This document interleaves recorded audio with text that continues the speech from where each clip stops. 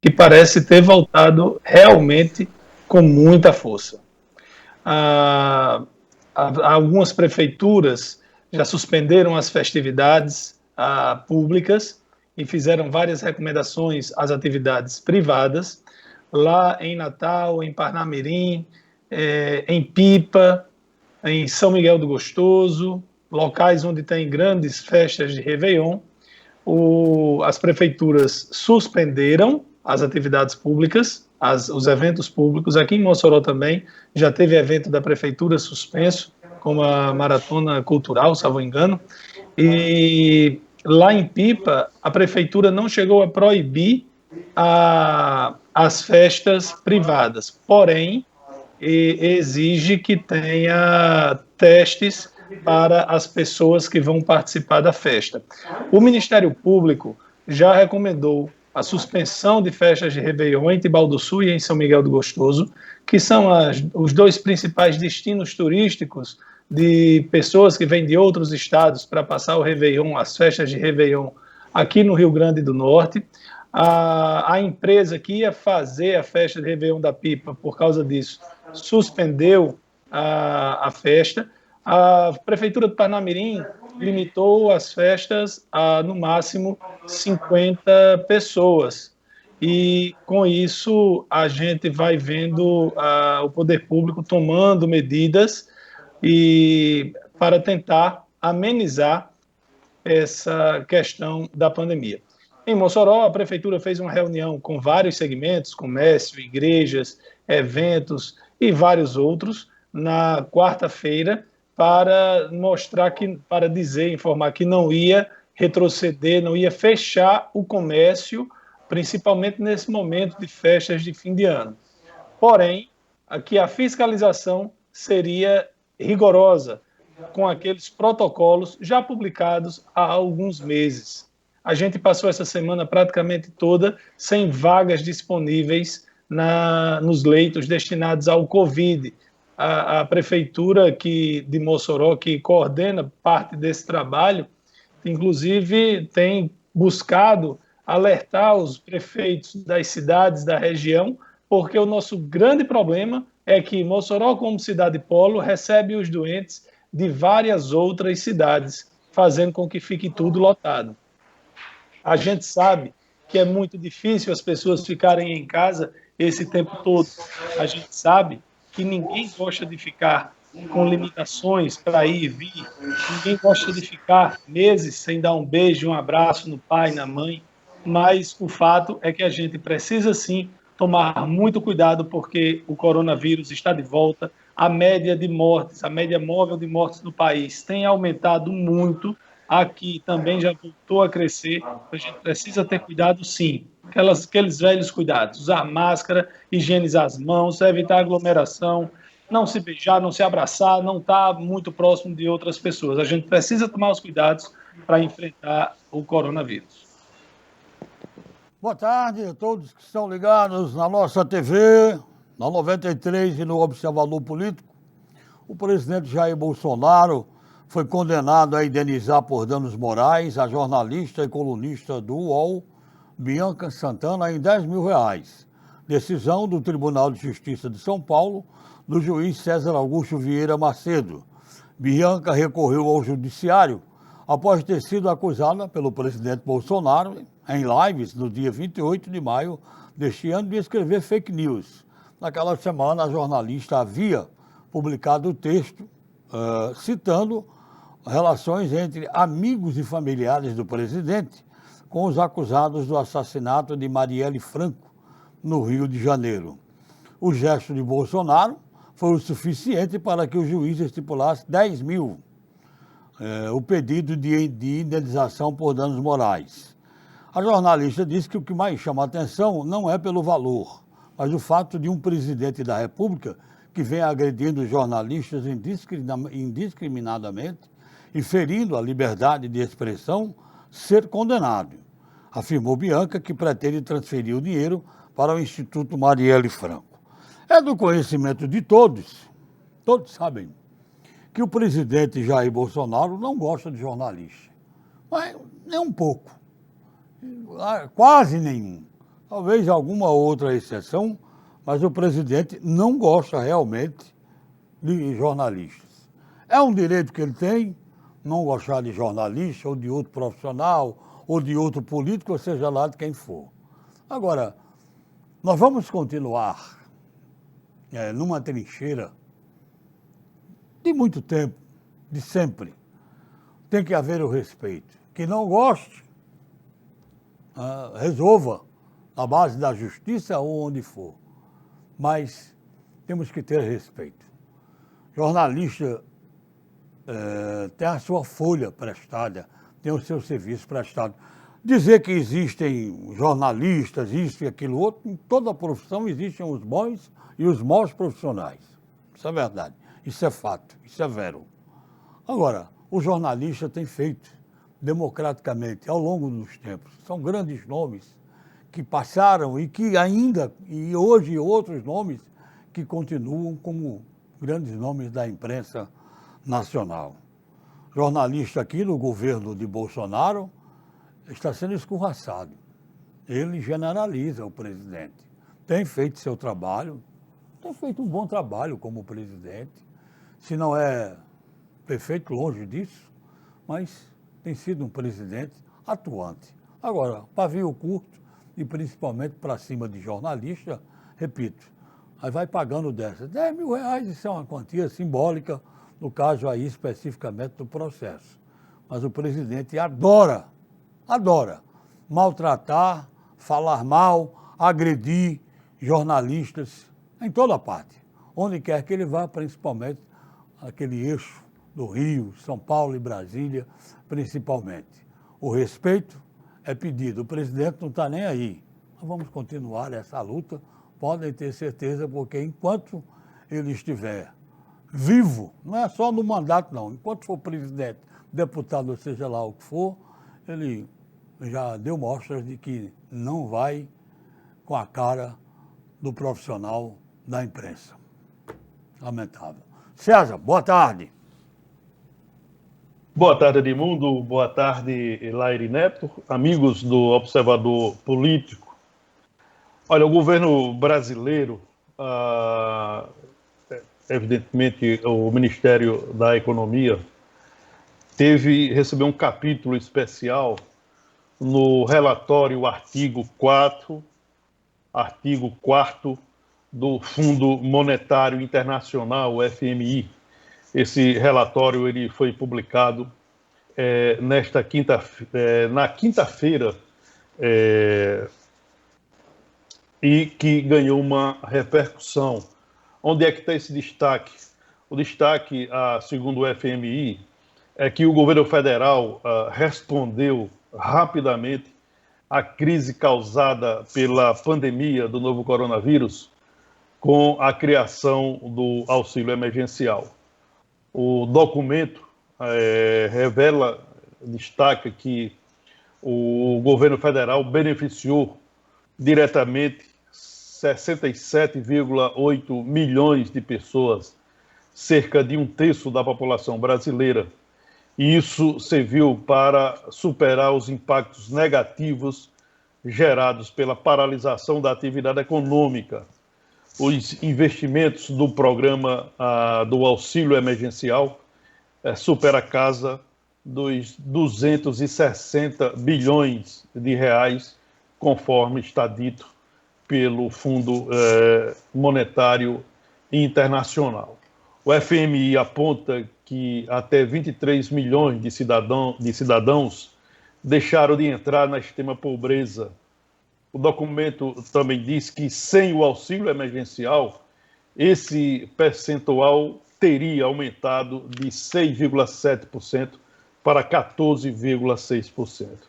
Além disso, segundo o documento do FMI, o benefício fez a taxa de pessoas pobres no país diminuir para 5,4%.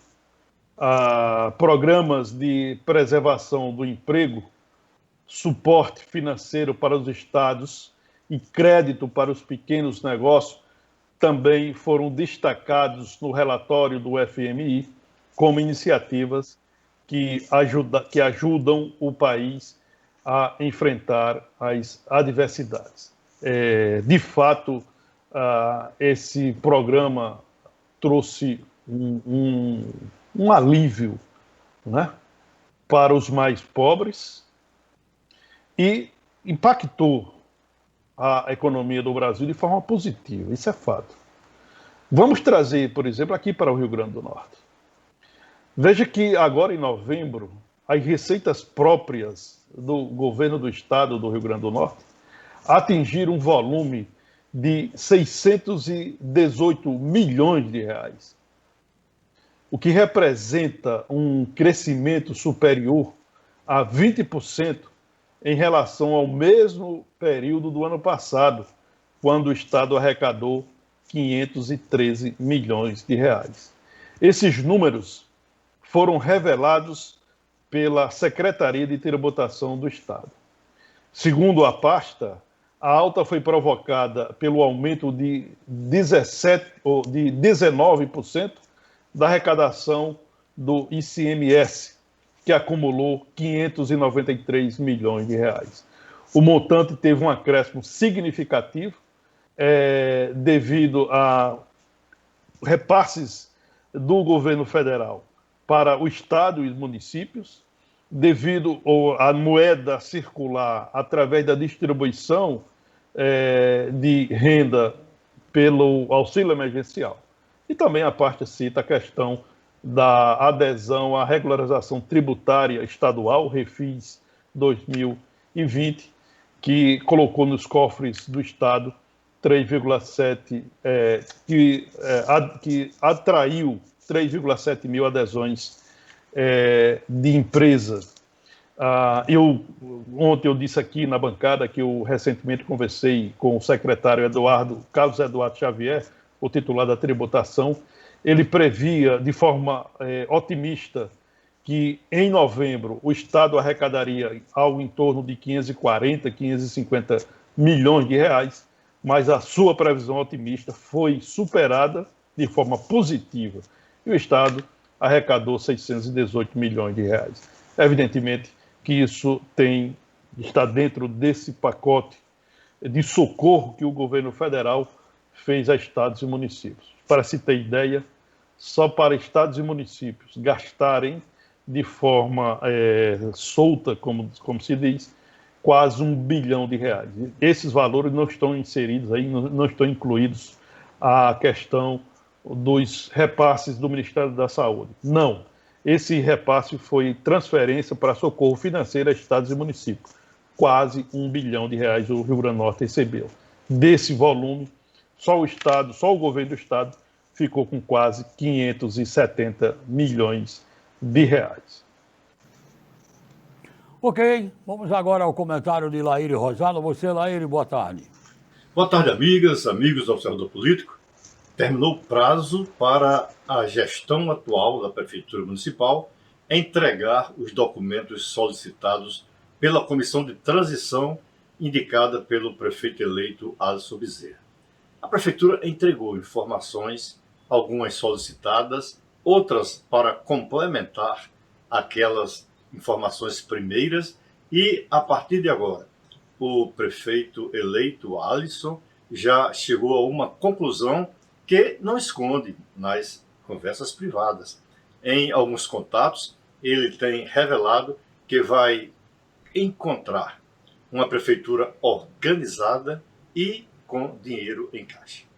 Isso vai permitir que ele possa fazer uma ação de impacto nos 100 primeiros dias, que são aqueles onde a população espera mais para saber como será o governante eleito, prefeito, governador, presidente. Se ele tiver um início bom, se tiver muitas obras, muitas coisas de impacto, ele poderá marcar uma imagem positiva para o restante da sua administração.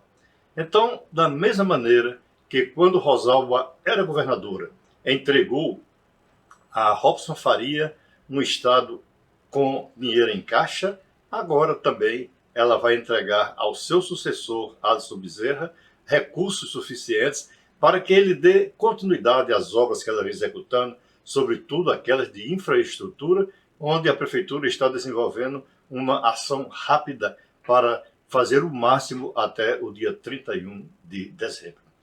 Depois de terminado o ano, 1º de janeiro, nós vamos ter a posse dos vereadores que vão empossar o prefeito. Isso mesmo. Quem vai quem vai entregar o governo, quem vai dar posse, oficializar o ato da posse do prefeito Alisson, não é a Câmara atual, é a que vai assumir em 1º de janeiro. E as conversas para a escolha do presidente já começaram, claro, e se sucedem com muita rapidez. Ninguém espere que o quadro que está delineado hoje se repita ou se confirme quando chegar a eleição da mesa. Não, muita coisa muda. Eu me acostumei a ver durante o longo dos anos vividos e acompanhando política, que muitas vezes um presidente chega, um candidato eleito praticamente para assumir a presidência da Câmara de Vereadores e o resultado é totalmente diferente. Então é bom ficar todo mundo atento, sobretudo os vereadores eleitos, não pensando que a batalha dessa parte está ganha. Não, precisa conversar muito, precisa convencer os colegas. Mas se Deus quiser, nós teremos um presidente de Câmara competente, responsável, que ajude também na administração do município. Bom final de semana para todos, bom fim de semana aos ouvintes do nosso programa Observador Político e até segunda-feira, se Deus quiser.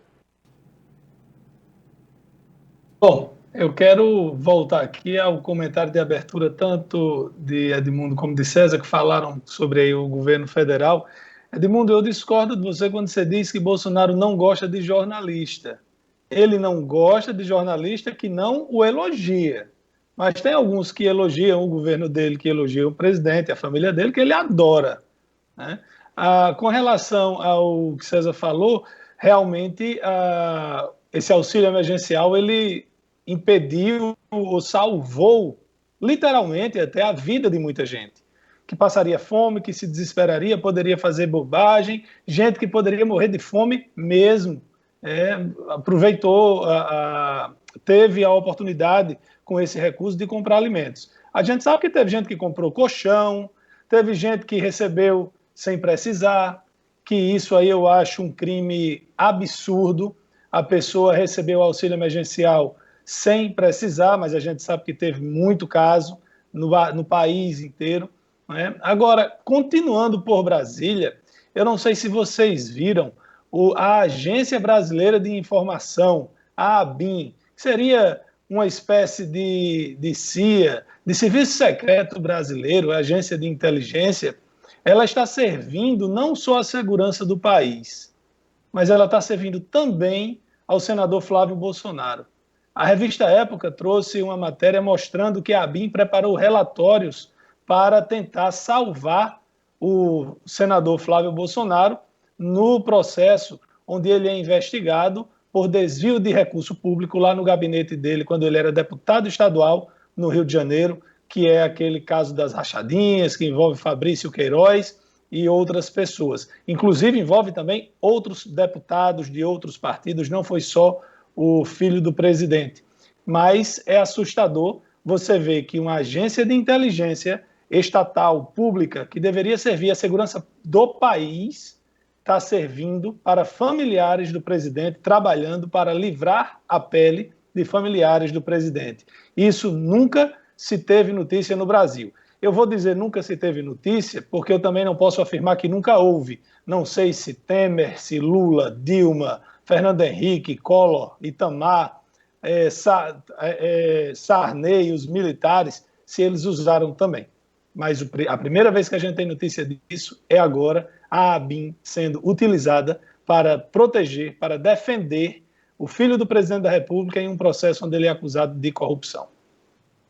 O presidente Bolsonaro vai soltando das suas, né? A gente falou aqui, a abertura, a questão da condenação dele, simbólica e tal, mas foi condenado como presidente da República.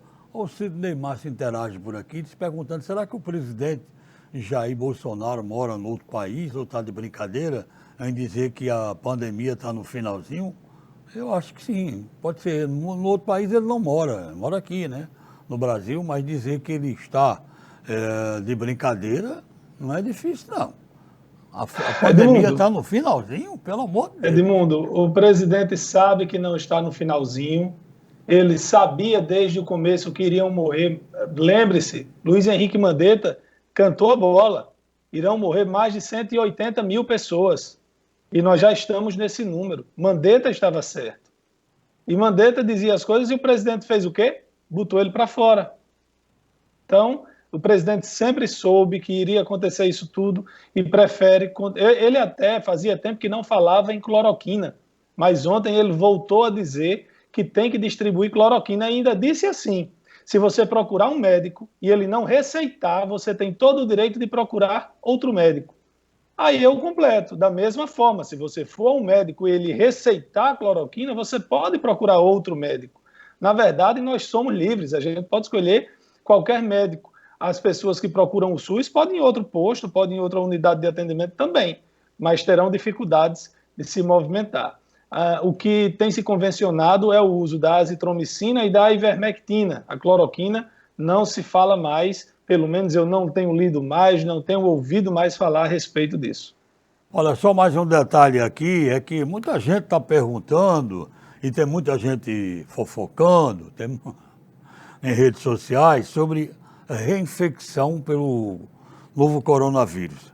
Perguntando, é verdade que já existem mais de 20 casos em Mossoró? Pelo amor de Deus, no Brasil inteiro, confirmado, está esse caso de Natal, de uma mulher de 37 anos de idade, segundo consta, uma médica que está trabalhando, que é médica da área de saúde, e que, segundo se informa, ela está bem. Teve os mesmos sintomas que em junho, dor de cabeça, febre, coriza, mas pelo amor de Deus, em Mossoró não tem nenhum caso e oficialmente confirmado pelas autoridades sanitárias, autoridades de saúde, só esse caso no Brasil unicamente. Pelo amor de Deus, vamos parar com isso. César, estava perguntando aqui, dona Sebastiana. Está desligado. Dona Sebastiana está pedindo aqui, ela e o seu esposo, o seu Adonias, casal lá do Alto da Conceição, pedindo para você comentar sobre a bancada evangélica que vem aí da Câmara Municipal, é verdade? O eleitor de Mossoró mandou para a Câmara Municipal, né, a próxima legislatura, que começa em 1º de janeiro, 5 representantes. Foram eleitos 5 vereadores evangélicos. O Isaac da Casca, o campeão de votos, né? Ele é filiado ao partido Democracia Cristã. Também elegeu o Gideon e Lamarck. O Gideon do Cidadania, Lamarck do PSC. Também Paulo Igor e Marcucci, ambos do Solidariedade. O vereador eleito Isaac da Casca, ele vai procurar os colegas da bancada da Bíblia para formar um grupo dentro da Câmara Municipal e, evidentemente, para representar os interesses desse segmento religioso. Mas também não é só isso. Os evangélicos colocaram as suas digitais na vitória do prefeito eleito Alisson Bezerra, do Solidariedade. O pastor Miranda, né, que é o líder da Assembleia de Deus, ele foi da linha de frente da campanha de Alisson dentro do segmento evangélico. Inclusive, quem é próximo dele tem dito que o pastor se considera um dos soldados importantes e que tiveram um papel de destaque na eleição de Alisson Bezerra. Por isso, o pastor Miranda pretende emplacar alguém com seu DNA no primeiro escalão da gestão de Alisson Bezerra. Então, são pessoas que tiveram participação importante, realmente tiveram, e nada mais justo do que participar do governo do qual entende que vai ser bom para Mossoró. Por isso foi para as ruas e dentro da igreja evangélica, com destaque para a Assembleia de Deus, que tem uma importância muito grande nesse segmento, teve um papel importante sim na campanha de Arson Bezerra. Portanto, nós vamos ter aí a bancada da Bíblia, né, certamente formando um grupo para defender os interesses dos segmentos evangélicos, dos diversos setores, e também no primeiro escalão ou no governo de Arson Bezerra, com o pastor Miranda devendo ter um papel importante. Inclusive, já foi falado no nome de Jemima, que exerceu o cargo comissionado na gestão de Silveira, se eu não me engano ela é assistente social, para ser secretária de Desenvolvimento Social da Prefeitura Municipal de Mossoró. Eu já vi esse nome circulando pelas redes sociais, nos grupos, com essa conversa, né, com essa especulação. Até porque o prefeito eleito até aqui não anunciou nenhum nome. Então, todos aqui não passam de especulação. Fala-se em Breno Queiroga, que foi prefeito lá de Olho d'Água, que foi candidato a governador, que foi candidato a vice-prefeito de Kelps lá em Natal, que ele iria aqui para a infraestrutura. Também fala-se em Paulo Linhares para o desenvolvimento econômico.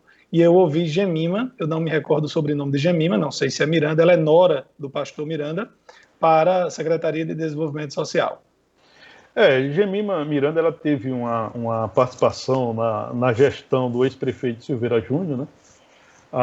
Ela é nora do pastor Miranda, né? E de repente pode pintar. Eu vou aguardar, né, o anúncio oficial para a gente ter uma avaliação mais ampla do primeiro escalão, do time de primeiro escalão do prefeito Arson Bezerra. Por enquanto são apenas especulações, né? Nós não temos nomes oficializados, nomes anunciados pelo prefeito. Como eu disse anteriormente, penso que o prefeito já tem a sua equipe formada. Hoje é dia 11 de dezembro, estamos a 20 dias da posse do início do próximo governo. Então é um tempo muito curto, acho que a Arson já tem a sua equipe, né? E vamos aguardar ele fazer o anúncio oficial. Jemima, no governo de Silveira, ela ocupou 2 cargos no PROCON. Ela foi nomeada a primeira vez em 19 de dezembro de 2013 e depois, em julho de 2014, mudou de cargo, mas os 2 cargos foram no PROCON. Lembrando que Silveira assumiu em definitivo dia 6 ou 7 de dezembro, e aí já no dia 19 nomeou Jemima, que ele tinha muita ligação com o pastor Miranda, e depois em 2014. Então a Jemima Miranda está cotada, pelo menos na Bolsa de Apostas, para o desenvolvimento social. Olha, nós estamos recebendo aqui, em sequência, aqui no programa, nesse momento, e eu já vinha recebendo antes, denúncias e eu procurei dar uma checada. Infelizmente, existem casos que é verdade. Pessoas que foram sorteadas nas casas do residencial, nos apartamentos do residencial Mossoró 1, estão colocando apartamentos à venda. Tem até preços, 7 mil na sombra, do lado da sombra, 6 mil reais do lado do sol. Há uma reclamação generalizada nesse sentido, porque o sorteio das moradias foi feito e as pessoas que receberam são tidas como pessoas que precisam de casa porque não tem casa própria. Como é que pode? Tem tanta gente, muita gente participando, que vem tentando, mora em casa pagando aluguel, vem tentando há vários e vários anos. Então, eu quero chamar a atenção aqui, é o residencial Mossoró 1, tem anúncio, inclusive, de venda de 2 apartamentos. Aí, receberam os apartamentos, receberam as chaves e não usam, não precisam, foram sorteados e vão vender para ganhar o dinheiro e gente que precisou fica de fora. É uma denúncia muito grave, muito séria, fiscalização da Caixa, da Prefeitura, quem quer que seja, isso tem que ser passado a limpo imediatamente, porque, eu repito, estão vendendo os apartamentos que receberam no residencial Mossoró 1. São poucos, informação de pelo menos 3 ou 4 a se confirmar, mas estão fazendo isso. Edmundo, mas vamos com calma, porque isso aí é print de um grupo de Facebook. Eu vou lhe dar um exemplo. Algumas semanas, alguns meses, chegou uma denúncia de que estavam vendendo boxes lá no Mercado Central, que estavam, na verdade, vendendo espaço no meio da rua, e box também, e tinha preço, tinha tudo. A equipe da Secretaria de Desenvolvimento Econômico foi lá, não existia, era somente fake.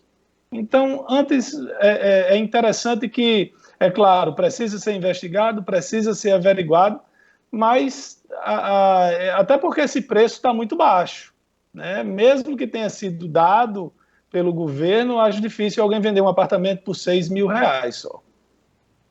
Lairinho, eu falei aqui porque pelo menos um desses eu tive a informação pessoal, conversando com uma pessoa da minha inteira confiança que me passou. Pelo menos um desses. Bom, eu vi Agora tem um print grupo, de uma postagem de Facebook. Eu não conversei com ninguém. Eu vi essa postagem no Facebook, me chegaram outras também aqui no WhatsApp, mas pelo menos um desses eu tive a confirmação de uma pessoa que me falou que realmente é verdade, e o que é deveras lamentável, né?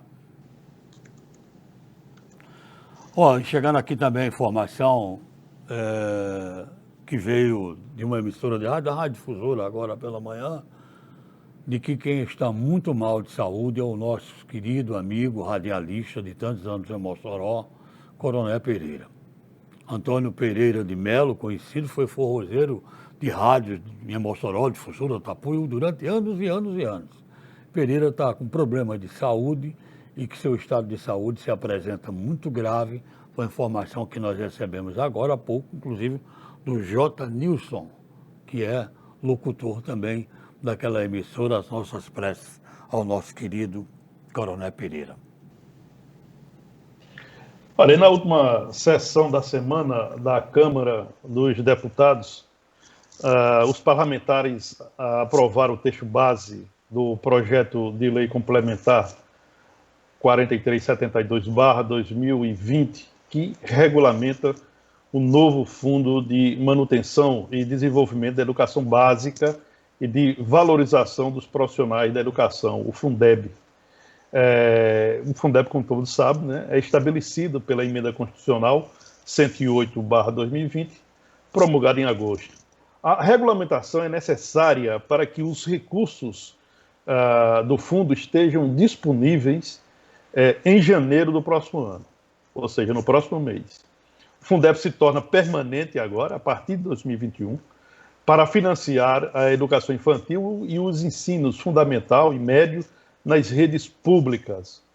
O fundo é composto de 20% da receita de 8 impostos estaduais e municipais e de valores transferidos de impostos federais. Em 2019, o Fundeb custeou 156,3 bilhões de reais para a rede pública. Olha, com o novo Fundeb e a decisão do Congresso, nesse texto aprovado ontem, aumentou a participação da União no financiamento da educação básica. A participação federal, ela passa dos atuais 10% para 23%. O aumento é escalonado. No ano que vem, por exemplo, o percentual passa de 10% para 12%. Em 2022, sobe para 15%. Em 2023, 17%. Em 2024, 19%. Em 2025, 21%. E a partir de 2026, a União responderá por 23% do Fundeb. Os valores alocados pelo governo federal serão distribuídos para os municípios que não alcançarem o valor anual mínimo aplicado por aluno na educação. Tem algumas emendas que foram aprovadas, né, Por exemplo, uma das emendas o Fundeb vai poder ser distribuído também para as escolas do Sistema S. Essa emenda provocou polêmica, né? Porque o Sistema S, como todos sabem, é um sistema que tem muito dinheiro, que tem muito recurso, que arrecada muito, e que uma parte da Câmara entendia que não havia essa necessidade. É uma emenda polêmica, porém, que foi aprovado no plenário da Câmara dos Deputados nesta quinta-feira. Lairinho, você falou há pouco, num comentário que você fez, do ex-ministro Mandetta, né? O Enoque mandou aqui o seguinte: Lairinho, Mandetta chutou o número de mortes e acertou. O governo do Rio Grande do Norte chutou e errou no caso da Covid, foi isso? Não, eu não acho que Mandetta tenha chutado, não. Tudo que Mandetta disse aconteceu. Lembrem-se, Mandetta disse, até setembro teremos semanas, meses terríveis, e depois ameniza, e amenizou. Porém, tinha uma campanha no meio do caminho. Tinham festas, tinham praias, aglomerações, teve o TSE determinando que fossem feitas as eleições. Então, aí voltaram os números. Mas Mandetta acertou em tudo que disse. Já o governo do Estado tem as previsões até aqui não se mostraram reais. E por falar em Covid, eu estou aqui aberto na minha tela com o boletim da Central de Regulação de Leitos daqui de Mossoró, dos leitos públicos, tá? UTI são 42 leitos, tem 40 ocupados, 2 disponíveis, mas não se anime. Esses 2 disponíveis são pediátricos, só pode ser usado por criança. E criança raramente, muito raramente, precisa ser internada por causa do Covid. Na verdade, as crianças, na grande maioria, são assintomáticas. Então, nós não temos nenhum leito adulto disponível em Mossoró. E uma coisa que chama a atenção é a quantidade. Das 40 pessoas internadas em Mossoró, apenas 12 são de Mossoró. Você vai ter 3 de Almina Afonso, 4 de Umarizal, 2 de Itaú, 2 de Serra do Mel, e aí você tem mais uma pancada de municípios com um internado cada. Grosso, Baraúna, Governador, Açu tem 3, Olho d'Água, enfim. São muitos municípios que utilizam Mossoró. César tem falado muito nisso aqui, que a gente paga um preço alto por sermos uma cidade polo, né? Mas o fato é que a pandemia está de volta. Mandetta tendo chutado ou não, Enoque, a pandemia está de volta. A gente precisa se cuidar. Eu acho que é pouco importante a gente ficar olhando no retrovisor e vendo quem acertou e quem errou. Tem até uma frase de Chico Xavier, que César adora citar frases, adora não, ele cita, tem como marca dele citar as frases, que embora ninguém possa voltar para começar de novo, a gente pode mudar agora para fazer um novo fim, uma frase de Chico Xavier. Então, eu acho pouco importante, na verdade inútil, ficar tentando descobrir quem errou, quem acertou. A gente precisa sim tomar cuidado para que a gente não volte a termos o que tivemos lá atrás de óbitos, no que pese já está aumentando bastante. É verdade, vamos ao intervalo e a gente volta já.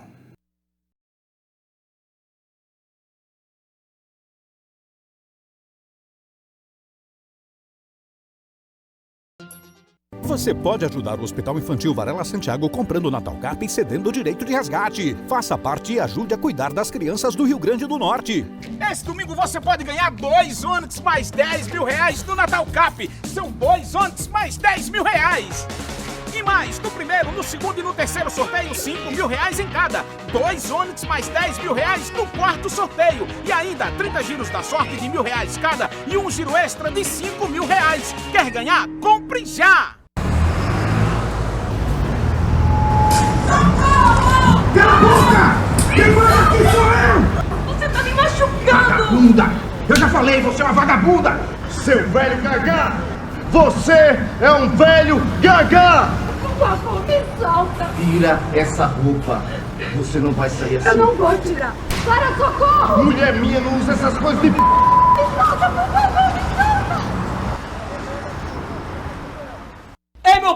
Quer cuidar do teu sorriso com qualidade de verdade e pagar um preço justo por isso? Aqui na Odonto Center você pode. Nem vem de ir pro outro canto. Só a maior rede de clínicas odontológicas do Nordeste pode fazer o melhor pela sua saúde bucal. Aqui você monta seu aparelho na hora, transforma o seu sorriso com os profissionais mais qualificados do mercado. Nessa, eu confio. Faça agora a sua avaliação e cuide do seu sorriso na Odonto Center. Vem pra Odonto Center, a clínica do povo potiguar. A BrisaNet é o provedor com maior cota de mercado na somatória dos estados do Ceará, Paraíba, Pernambuco e Rio Grande do Norte. São mais de 70 cidades nordestinas em que a BrisaNet lidera com vantagem. Sabe o que isso significa? Que lideramos a cota de mercado em mais de 90% das cidades onde atuamos. Essa é uma conquista nossa e de todos vocês clientes que confiam em nosso trabalho. Venha para a empresa de internet que mais cresce no Nordeste. Assine pelo 0800 281 3017 ou em brisanet.com.br. BrisaNet, levando o mundo até você. SAMU 192, boa tarde. Oi, o que aconteceu no acidente aqui na rua? Tem gente ferida. O 192 do SAMU não é para brincadeira. Uma ligação falsa atrapalha nosso trabalho e pode custar a vida de outras pessoas. Não passe trote nem congestione a linha. Só chame o SAMU em caso de emergência mesmo.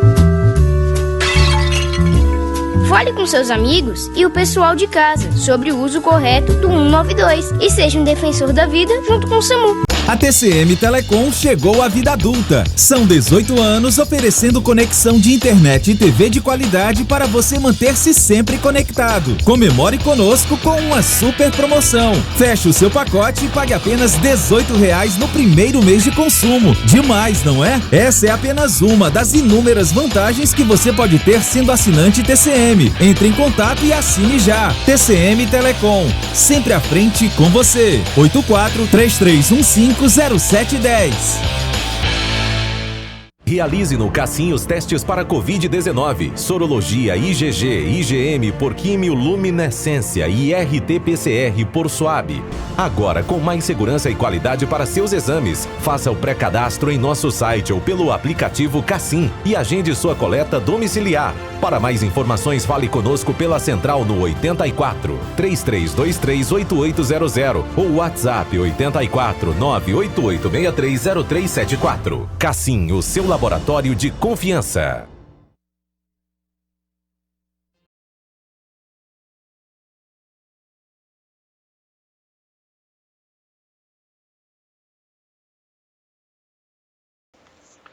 Estamos de volta com o Observador Político pela nossa TV e pela Rádio FM 93. A Assembleia Legislativa do Rio Grande do Norte, ela promulgou a proposta de emenda à Constituição, a chamada PEC da emenda impositiva, né? Essa PEC havia sido aprovada em segunda votação no dia 3 deste mês. A PEC ela acrescenta o artigo 107 à Constituição do Rio Grande do Norte. E o que isso significa?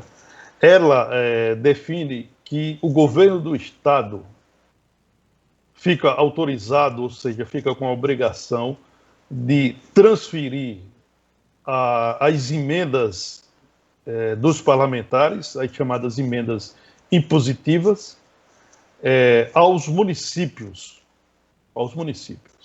sem precisar de os municípios fazerem convênio ou parceria com o Estado para receber esses recursos, como ocorre a partir de hoje. Na prática, a PEC permite que os municípios recebam recursos sem burocracia, sem ter que ter a influência ou a boa vontade do gestor do momento. Assim, as emendas individuais impositivas apresentadas pelos deputados podem aportar recursos diretamente aos municípios por eles indicados. Esses recursos, vale aqui uma ressalva, só não podem pagar salários de servidores municipais, mas são recursos para investimento em obras de infraestrutura, etc. Né? Então, tem aí um teor político eleitoral. Por quê? Essa PEC ela foi apresentada pelo deputado estadual Tomba Faria, do PSDB, é o mesmo partido do presidente da Assembleia, Ezequiel Ferreira de Souza, é liderado na Assembleia pelo presidente da Casa, e aí nós já estamos jogando o jogo da sucessão estadual. A PEC, na prática, ela tira o poder de negociação da governadora Fátima Bezerra junto aos prefeitos. Por quê? Porque os prefeitos não precisarão mais ter que realizar convênios com o Estado para receber essas emendas, né? O Estado terá a obrigação de liberá-las sem necessidade de convênios. Então, a governadora perde uma boa fatia de recursos estaduais para negociar com os prefeitos a partir de 2021. Então, vai prevalecer aí a influência dos deputados junto aos gestores municipais. É o jogo que está sendo jogado. Eu não estou aqui afirmando, e nem vou afirmar isso, de que vai haver um rompimento do presidente da Assembleia, Ezequiel Ferreira de Souza, com a governadora Fátima Bezerra. Os dois caminharam juntos no segundo turno das eleições de 2018, e até aqui Ezequiel tem dado sustentação a todas as matérias, ou quase todas as matérias, encaminhadas pelo Executivo ao Legislativo. Agora, é claro que Ezequiel tem os seus projetos políticos, o seu partido também tem. Ezequiel não nega que deseja ser candidato ao Senado da República.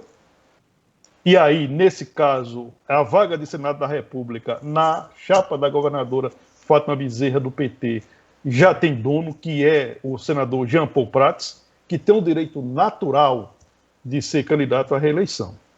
Então, o jogo está sendo jogado, e com um detalhe de bastidores que a gente alcançou nesta semana. O PT perguntou a Jean Paul Prats se ele tem como viabilizar a sua campanha em 2022. Esse viabilizar é sobre todos os aspectos, principalmente de estrutura. O senador Jean Paul Prats respondeu: tenho sim e posso ir além disso. Portanto, Jean Paul Prats está determinado em ser candidato à reeleição. Bom, passando aqui pela turma que está nos acompanhando pelo Facebook, tem Carlos Augusto, Júnior Paiva, que sempre estão por aqui, Alves Costa, Tiago Queiroga, que é vereador lá em Patu. Ele pergunta aqui: qual a sua percepção para o desenvolvimento econômico de Mossoró na futura gestão de Alisson? Tiago, primeiro, eu achei muito esquisito no plano de governo de Alisson, que ele apresentou à Justiça Eleitoral, turismo não é citado. Não existe um tópico lá, turismo. Então, ignorou. O nosso turismo, ele é forte no turismo de negócios e no turismo pedagógico, além do turismo de eventos, mas não é citado. Com relação ao que tem no plano de governo para o desenvolvimento econômico, tudo que tem lá já é feito. Não tem nenhuma novidade. Então, eu não sei o que é que ele vai inovar. Na verdade, a gente não sabe nem quem será o secretário. Eu acho que quando a gente tiver uma indicação de quem será o secretário, a gente consegue ter uma noção, uma ideia, pelo menos da intenção, dos rumos que pode tomar nessa área do desenvolvimento econômico. César, o Maxwell Almeida, do Inocop Nova Betânia, está perguntando o seguinte: partindo do princípio da veracidade da notícia, Alisson, prefeito eleito, assumirá a prefeitura de Mossoró com 100 milhões de reais para obras. Ele pergunta: alguma vez na história de Mossoró aconteceu de um prefeito que sai deixar tanto dinheiro para o que vai assumir? Olha, na história recente, não, né? A Casa Arrumada, sim, mas em termos de um volume dessa envergadura para investimento em obras, da história recente é a primeira vez. Né? São recursos que a gente já noticiou aqui, recursos oriundos das emendas parlamentares do deputado federal Beto Rosado, e também recursos do FINISA, daquele financiamento que a gestão municipal, a atual gestão municipal, fez junto à Caixa Econômica Federal. Esses recursos estão prontos, os projetos também. Olha, tão importante quanto a disponibilidade de recursos é ter o projeto pronto. É ter o projeto pronto, o projeto elaborado, pronto para ser licitado ou executado. E aí, esse é um legado que a atual gestão vai deixar para o futuro prefeito Alisson Bezerra. Na Secretaria de Infraestrutura e Urbanismo, são mais de 500 milhões de reais de projetos prontos, dos quais já tem aí 100 milhões de reais disponibilizados através dessas fontes que a gente citou agora há pouco. O prefeito eleito Alisson Bezerra vai pegar a cidade, a prefeitura arrumada, as contas públicas equilibradas, o município com despesa de pessoal abaixo do limite prudencial da Lei de Responsabilidade Fiscal e, o que é mais importante, um município com poder de endividamento. O poder de endividamento do município de Mossoró, ele chega até 570 milhões de reais. Até agora foram usados apenas 150 milhões de reais no empréstimo do Finisa, para você ver como a situação da Prefeitura de Mossoró, do município, sob o ponto de vista fiscal financeiro, é bem positivo, é bem favorável. Bom, eu estava dando uma olhada aqui a respeito da notícia que falei, né, de que a ABIN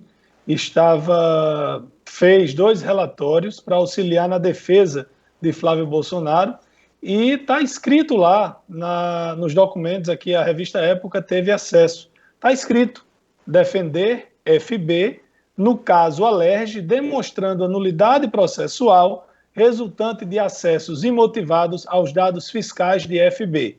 FB é Flávio Bolsonaro. O que o relatório tenta mostrar é que houve crime, houve ilegalidade por parte de membros da Receita Federal ao acessar dados de Flávio Bolsonaro para passar para o Ministério Público.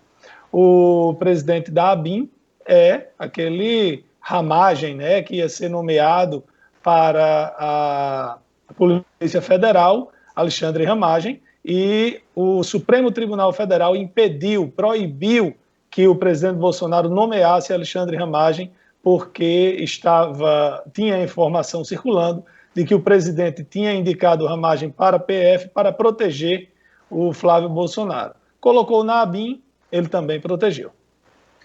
Olha, uma decisão do ministro Edson Fachin, do Supremo Tribunal Federal, com repercussão aqui na nossa Universidade Federal Rural do Semiárido. O Edson Fachin decidiu ontem que o presidente da República tem que respeitar a lista tríplice ao nomear reitores. Ou seja, exatamente o que o presidente Jair Bolsonaro está fazendo em relação ao FESA, respeitar a lista tríplice. Ao nomear reitores, o presidente da República deve respeitar a lista tríplice organizada pelo colegiado máximo das universidades federais, conforme estabelecido por lei. Esse é o entendimento do ministro Edson Fachin. Portanto, com esse entendimento, encerra aquela questão de que a nomeação da reitora Ludmila Oliveira para a universidade, para a nossa UFES, teria sido uma nomeação ilegal. Nós já havíamos comentado isso, baseado na lei. O presidente da República cumpriu a lei. A lei diz exatamente isso. A comunidade acadêmica elege uma lista tríplice, escolhe uma lista tríplice por meio do voto direto, e essa lista tríplice é oficializada pelo CONSUNE, e o CONSUNE encaminha para a presidência da República, e cabe à presidência da República escolher um dos 3 nomes que compõem essa lista tríplice. Portanto, só concluindo, Leirinho, a comunidade acadêmica não elege reitor. A comunidade acadêmica escolhe uma lista tríplice e a presidência da República nomeia. Eu não tive acesso, não vi a decisão, nem li a matéria, só vi uma manchete dizendo que Fachin tinha dito que ele precisava nomear um dos 3. Eu só não vi se essa decisão se estende aos institutos federais de ensino. Também. Então, no caso, a nomeação do reitor do IF daqui, que é daqui de Mossoró. Só tem uma diferença do IF para a UFES. Lá ele é um reitor pro tempore e a UFES é um reitor efetivo. Por que pro tempore? Porque o Ministério da Educação, naquele momento, por determinação evidente Josué Moreira, né? Desculpa. Josué Moreira, entendeu que o nome encaminhado pelo IF, o IF não mandou a lista tríplice, mandou o nome do primeiro colocado na consulta acadêmica, e esse nome responde por um processo administrativo dentro da própria instituição. Por conta disso, o MEC decidiu não nomear o único nome encaminhado pelo IF e foi pela via da nomeação de um reitor pro tempore, no caso, o Josué Moreira, que é professor dos quadros do IF. Lairinho, no finalzinho aqui, a Lorena, lá da 12 anos, pergunta que você, como secretário, só não foi mais adiante no turismo por causa da pandemia? Não, o turismo nós tivemos alguns avanços interessantes, mas como eu disse, o forte do turismo em Mossoró é o turismo de negócios e o turismo de eventos. Mas nós conquistamos algumas coisas, a questão da Rota das Falésias, o Polo Costa Branca, nós tivemos uma atuação importante. A única coisa que eu gostaria, assim, de terminar dezembro e estivesse pronto, recebendo visitação turística, é o Parque Nacional da Furna Feia, que é uma coisa que não depende somente da prefeitura, na verdade depende muito menos da prefeitura, mas nós acompanhamos sempre com o ICMBio, nós temos uma parceria, renovamos lá atrás, renovamos já novamente o termo de parceria com o ICMBio para continuar, para não ter nenhum prejuízo, para que sejam equipadas as cavernas, pelo menos 3, receber visitação turística. Eu acho um grande salto. A questão da pandemia atrapalhou muito, porque estaríamos hoje com o voo da Azul e muito provavelmente com o voo da Gol. Eu estive no começo do ano com a prefeita lá em São Paulo, na sede da Gol, conversamos com o vice-presidente da Gol e a gente ficou muito animado, porque eles também mostraram muito otimismo e muito desejo de voar para Mossoró. Esse é o principal ponto de conquista grande que nós teríamos e a pandemia realmente atrapalhou. Agora, Edmundo, você gostava muito, você não fala mais tanto, né? Mas na Inglaterra, na rainha, na família real, mas eu vi a notícia e lembrei de você, não sei porquê. Gisele Bündchen e o marido dela, Tom Brady, compraram uma casa por 17 milhões de dólares, dá 86 milhões de reais. Aí você diz, caramba, é muito dinheiro. Não, muito dinheiro é o preço pelo qual eles venderam um apartamento lá em Nova York, 40 milhões de dólares. Aí dá para pagar que sobra, viu? É verdade. E lembrando que a rainha já tomou a vacina. Vamos fechar aí. Peraí, ela tomou? Você viu alguma coisa? Porque eu vi que ela iria tomar. Vai tomar ainda. Mas era para hoje. Vai tomar. Já. Com certeza vai ser feita propaganda, foto dela tomando essa vacina. Verdade. Vamos fechar. Obrigado a todos pela audiência. Tenham todos um bom fim de semana. Lembrem-se, gente, cuidado com a questão de aglomeração, usar máscara, higienizar as mãos. Vamos ter cuidado. A gente precisa ter esse cuidado até que a gente tenha essa vacina. E por mais que a vacina esteja chegando, daqui que chegue a toda a população, ainda demora alguns meses. Bom fim de semana. Até segunda. Concluindo aí mais uma semana de trabalho aqui na bancada do Observador Político, né? Olha, o que é para ser, será no tempo certo. Deixe Deus agir. Uma boa tarde a todos, bom fim de semana e até segunda-feira. Fique ligado com a gente aqui na nossa TV, Zé Antônio com Rota 190 e na 93, Ober da Silva. Bom fim de semana, até segunda, se Deus quiser. Tchau.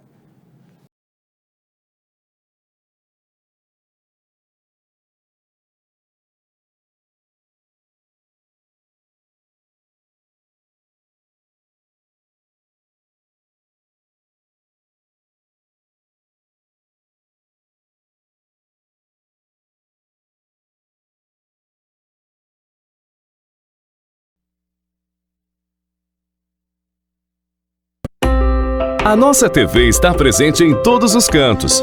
Somos a única de Mossoró presente em todas as redes de TV a cabo da região. TCE